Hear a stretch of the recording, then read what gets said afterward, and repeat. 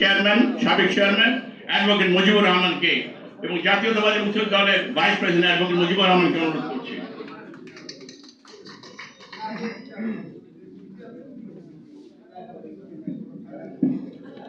বিসমিল্লাহির রহমানির রহিম। 1970-71 সালের এই বিপুল একটা সম্ভাবনা বিজয়ের, সেই সময়ে শেখ মুজিবুর রহমান যখন পাকিস্তানে পালিয়ে গেলেন, মেজর জিয়া আমাদের নেতা, তিনি স্বাধীনতা ঘোষণা করলেন। তার কমান্ডিং অফিসার জেনারেল চন্দ্রকে গ্রেফতার করলেন, হত্যা করলেন, যুদ্ধ চালিয়ে গেলেন।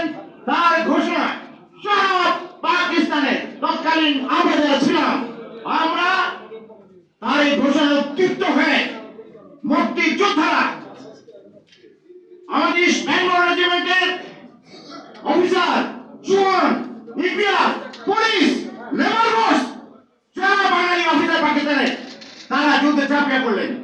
তাদের সাথে কৃষকের সন্তানরা, ছাত্ররা, সাধারণ তরুণরা ঝাঁপিয়ে পড়ল। এফএ বাহিনী এরা এই যুদ্ধ করে জিয়ার নেতৃত্বে কর্নেল পানি সহ বিভিন্ন সেক্টর যুদ্ধ করে দেশ স্বাধীন করা হলো। বন্ধুগণ, স্বাধীনতার পরে আওয়ামী লীগের এই বেইমানি, আওয়ামী লীগ সরকারের বেইমানি, বাদশা, দুর্ভিক্ষ, সন্ত্রাস, এরপরে ৭৫-এ আবার যখন দেশের দুর্যোগ নেমে এলো, আবার জিয়াউর রহমান, সেই জিয়াউর রহমান যিনি যুদ্ধ করে কিছু জান নাই সেনাবাহিনী ছিলেন, তখন এই জিয়াউর রহমান এগিয়ে এলেন। আপনারা ৭ই নভেম্বরের ঘটনা জানেন।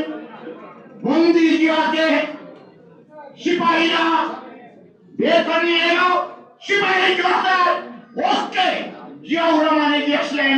ক্রান্তি লগ্নে আবার তিনি দেশের হাল ধরলেন এবং দেশকে বাকশালের পরিবর্তে গণতন্ত্র দিলেন, আন্তর্জাতিকভাবে মানুষ পৃথিবীর সাথে সম্পর্ক করলেন, ইসলামী মূল্যবোধ করে তুললেন।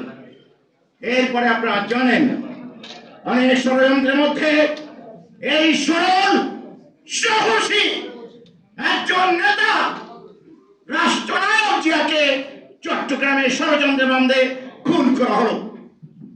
এরপরে অনেক ঘটনা, তার পরবর্তীতে এই নানান ষড়যন্ত্রের মধ্য দিয়ে বাংলাদেশে রাজনীতির আকাশ, ঝড়, ঘূর্ণি ইত্যাদি, খুন, কু ইত্যাদি, সেনাবাহিনী সর্বত্র হাল ধরলেন খালেদা জিয়া।